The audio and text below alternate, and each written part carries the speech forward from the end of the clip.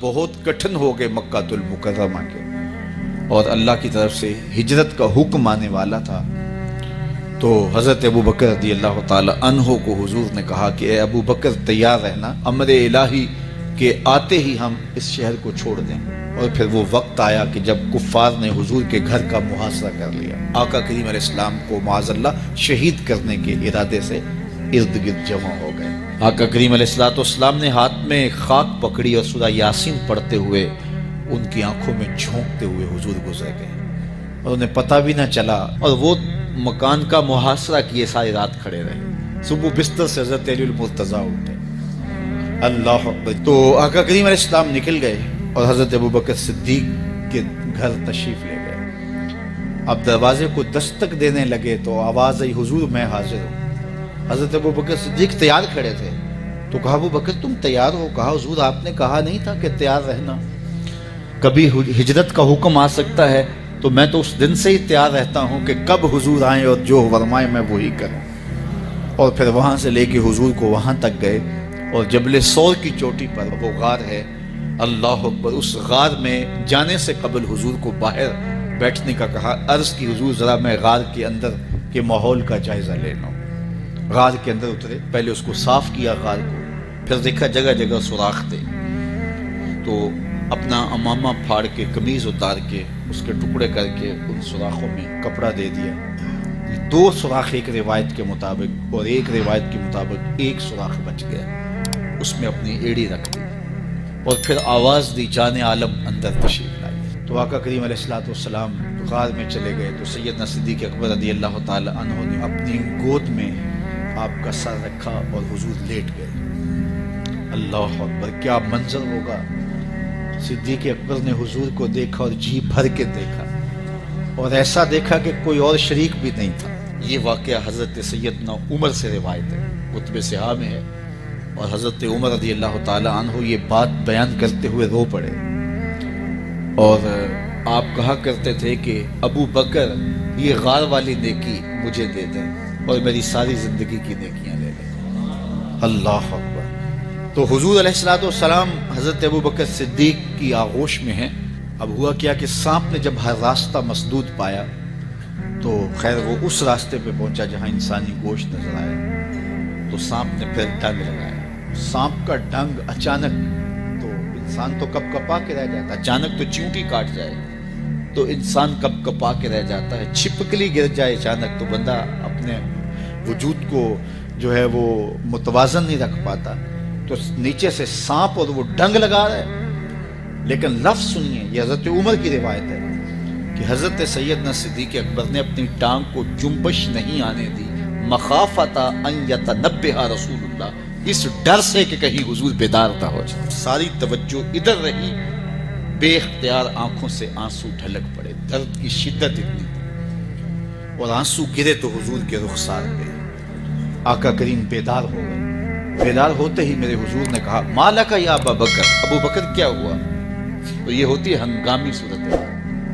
ہنگامی صورتحال میں کسی کو پکاریں یا کسی کو کوئی جواب دیں تو مروجہ آداب کی رعایت کے ساتھ جو لفظ بولے جاتے ہیں وہ ترک کرنے پڑتے ہیں۔ اس مائک میں کرنٹ تھا، تو میں قریب ہونے لگا، تو آپ نے مجھے متنبہ کرنا تھا، تو میرے ساتھ آپ بہت پیار کرتے ہیں، بہت محبت کرتے ہیں، تو آپ نے اگر مجھے یہ بتانا ہو کہ اس میں کرنٹ ہے، اور اگر آپ نے منہ قریب کر لیا تو آپ کو نقصان پہنچ سکتا ہے، تو میرے نام کے ساتھ 20 القاب لیں گے؟ آپ نہیں لیں گے، آپ جلدی جلدی جو ہے وہ مجھے کہیں گے جناب یہاں کرنٹ ہے، تو میں یہی ضرور چاہوں گا۔ یہ تو ہے کہ آپ میرے لیے کر رہے ہیں، اور اپنے لیے کسی کو پکاریں تو پھر بھی یہی بات ہے۔ اللہ اکبر۔ اب حضور نے جب کہا نا مالک یا ابا بکر، ابو بکر کیا ہوا، تو اب ہنگامی صورتحال تھی نا، تو فوراً کہتے لدغت تو ڈسا گیا، مجھے سانپ نے ڈس لیا، فوراً یہ کہتے نا۔ لیکن حضرت ابو بکر تیری محبت پہ قربان، کائنات میں آپ نے ایسا عاشق نہیں دیکھا ہوگا،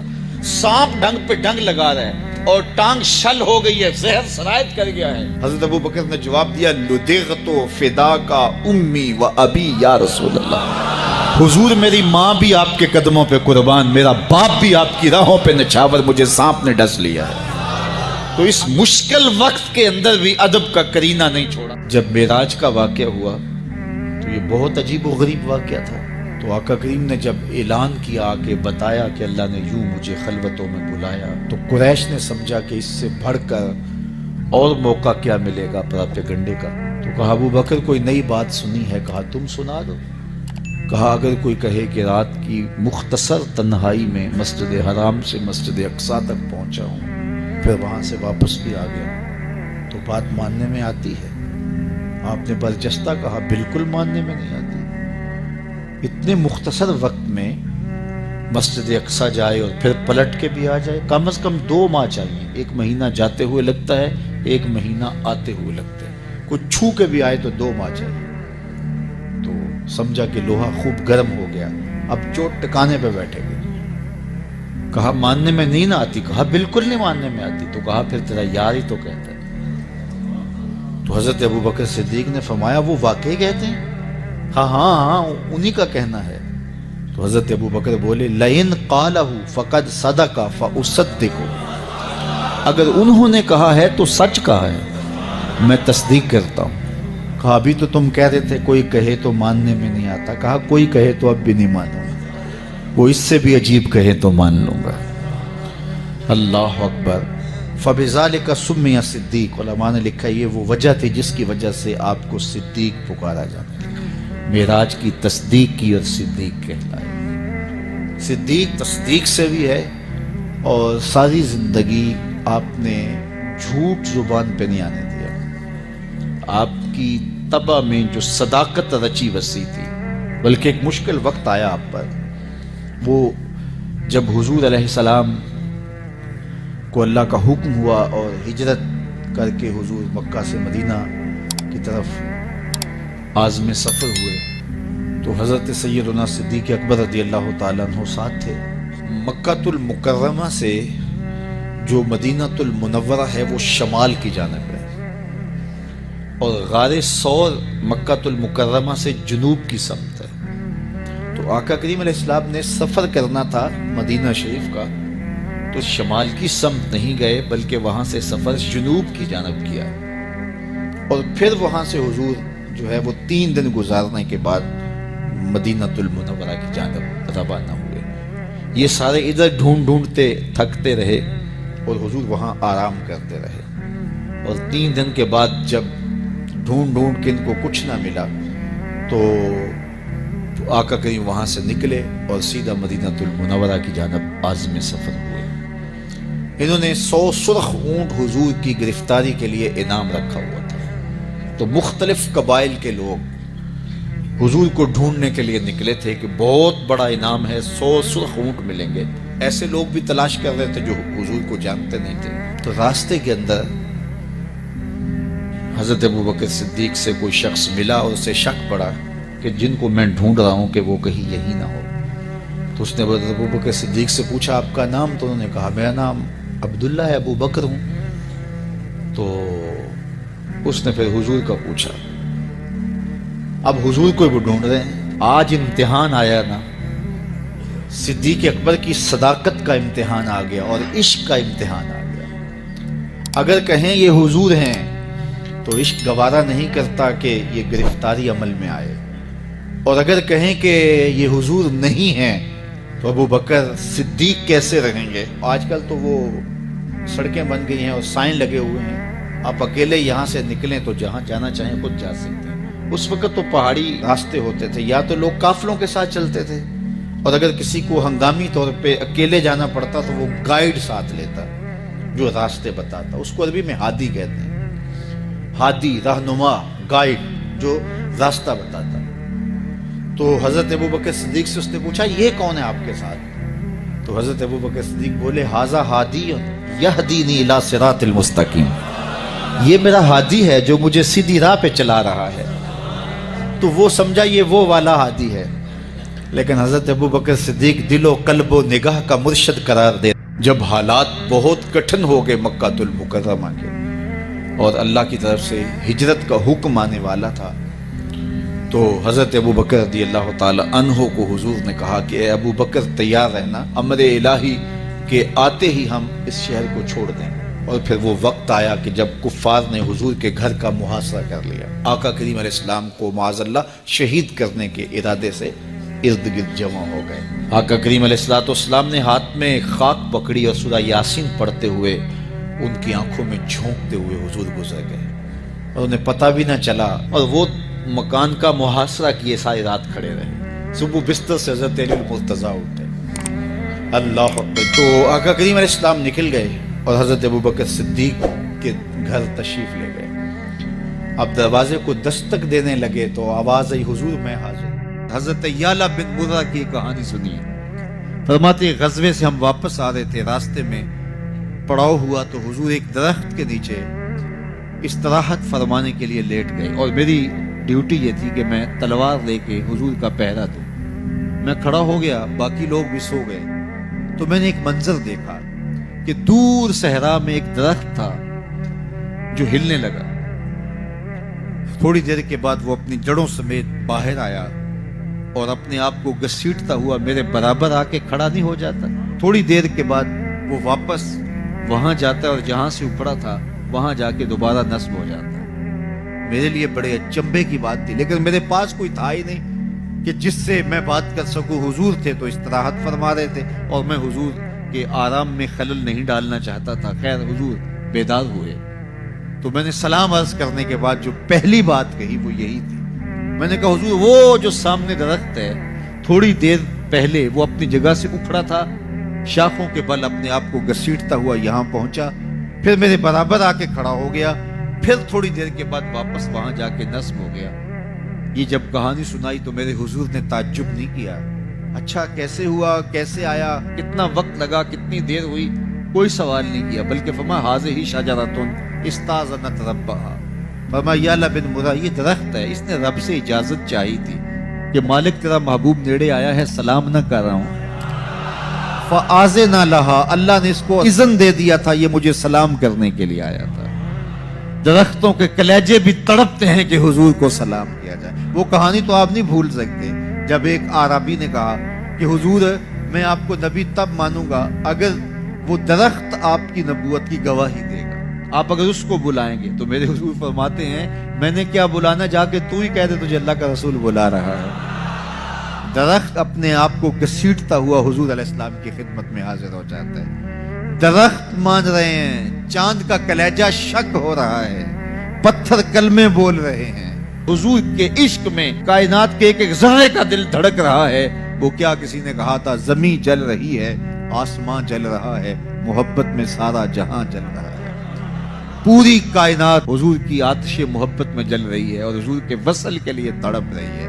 درخت ہوں، پتھر ہوں، اشجار ہوں، وہ اونٹنی جس پہ حضور سوار ہوتے تھے، غضبہ نامی اونٹنی، آپ تاریخ پڑھے حضور کے وصال کے بعد وہ چارہ نہیں کھاتی تھی، چارہ چھوڑ دیا تھا، رو رو کے نابینا ہو گئی وہ اونٹنی، اور صحابہ نے اس کی آنکھوں پہ پٹی باندھ دی تھی، اس نے رو رو کے جان دے دی۔ جب حضور چلے گئے ہیں تو ہم نے جی کے کیا لینا ہے۔ آپ نے محبت کی لوگ داستانیں سنی ہوں گی، محبوں نے محبوبوں کے لیے کیا کچھ کیا، نہریں کھودی، تکلیفیں سہی، اذیتوں سے گزرے، سولیوں پہ چڑھ گئے، لیکن آپ نے آج تک ایسا منظر نہیں دیکھا ہوگا کہ محبوب نے لب پھینکا ہو اور محب نے اپنے ہاتھوں پہ لے کے چہرے پہ مل لیا ہو۔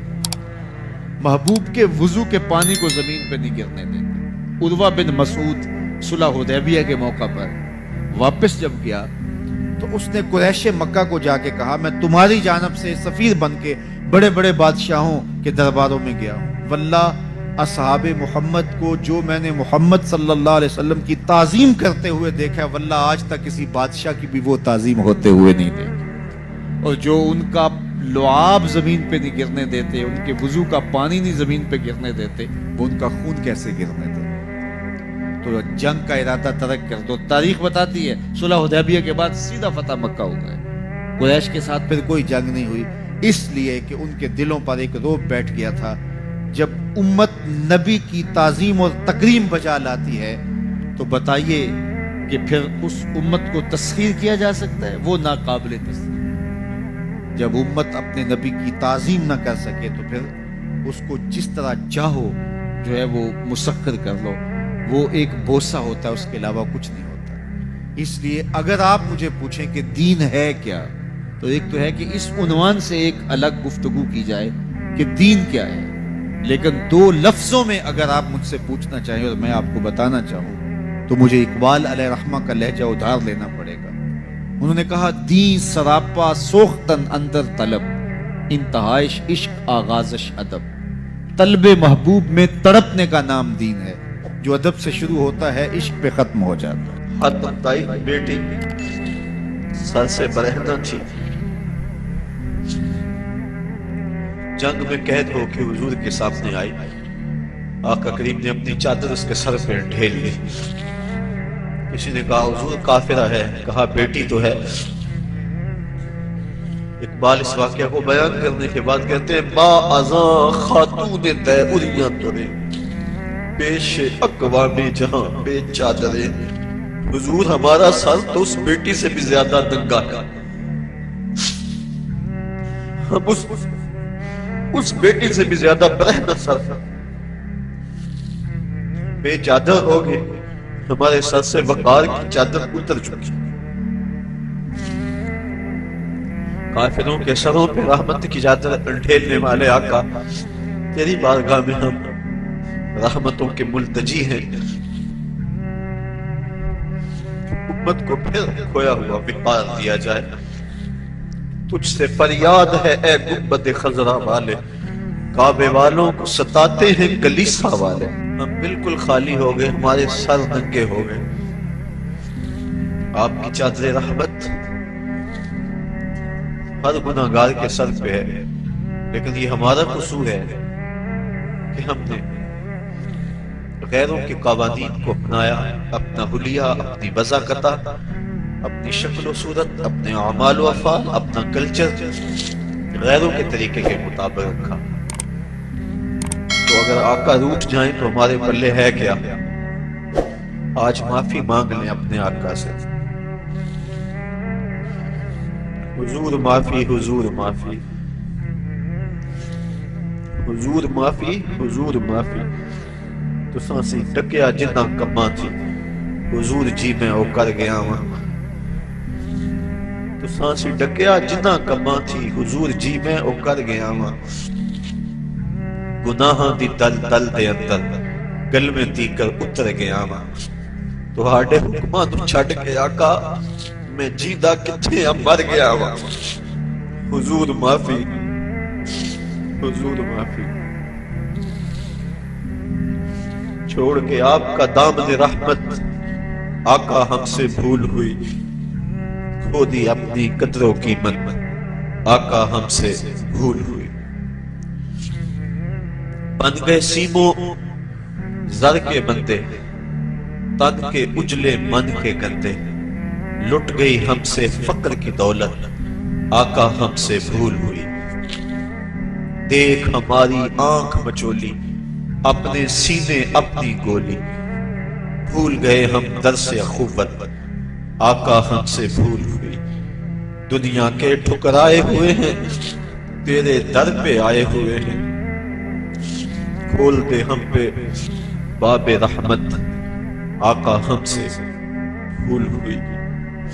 کہہ دو آقا کو، آقا ہم سے کہو نا،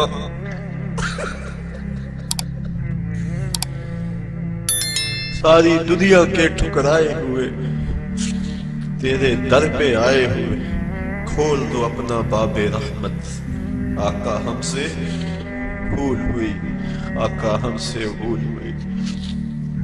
ہم نے اپنے چہرے یہودیوں جیسے بنائے، تیرے محبوب کی سنت کا قتل عام کیا، نالیوں میں پھینکا۔ قصور تو ہمارے مسجدیں ویران ہو گئی، تیرے دین کا تمسخر اڑایا جاتا رہا۔ حضور ہم سے ناراض نہ رہو، ہم مٹھی بھر تھوڑے لوگ، ہمارے دل آپ کے لیے دھڑکتے، ہم آکسیجن سے سانس نہیں لیتے، عشق رسول سے لیتے۔ ہماری نس نس میں آپ کا پیار سمویا ہے، ہماری دھڑکنیں نبی نبی پکارتی ہیں۔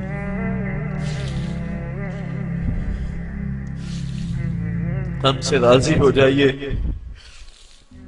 یہ وطن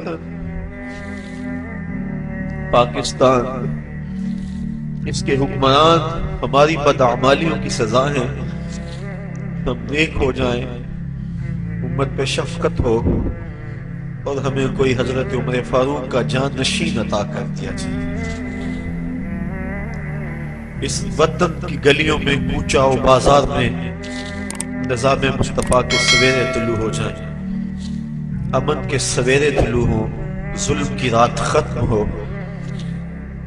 بس یہ گزارشیں، یہ آرزویں، یہ تمنائیں لیے آج کی اس محفل میں ہم حاضر ہیں.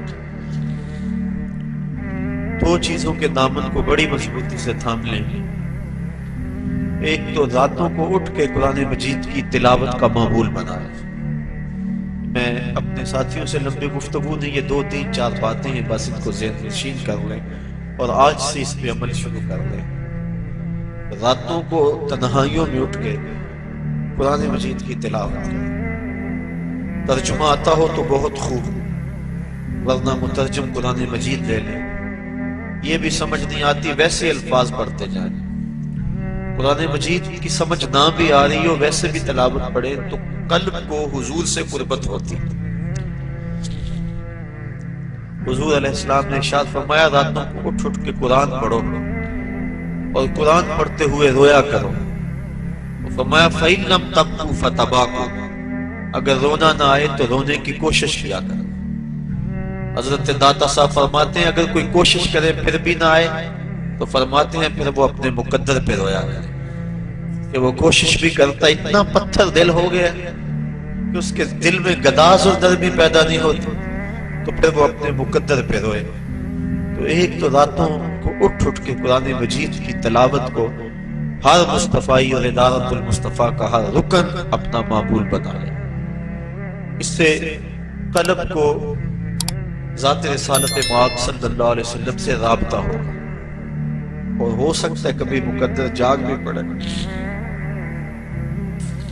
کہاں بے کہاں دکھتے گل، باد صبا تیری مہربانی.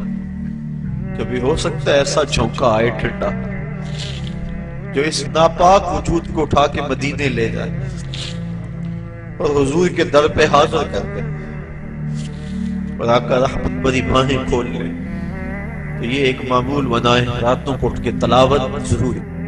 نت پڑھائیں استغفار، نت پڑھائیں استغفار. کیسی توبہ ہے او یار، نت پڑھائیں استغفار، نت پڑھائیں استغفار. ساوے دے کے لئی سوائی، ودیاں دی تو بازی لائی. اے مسلمانی کتھوں آئی، اے تیرے کردار، نت پڑھائیں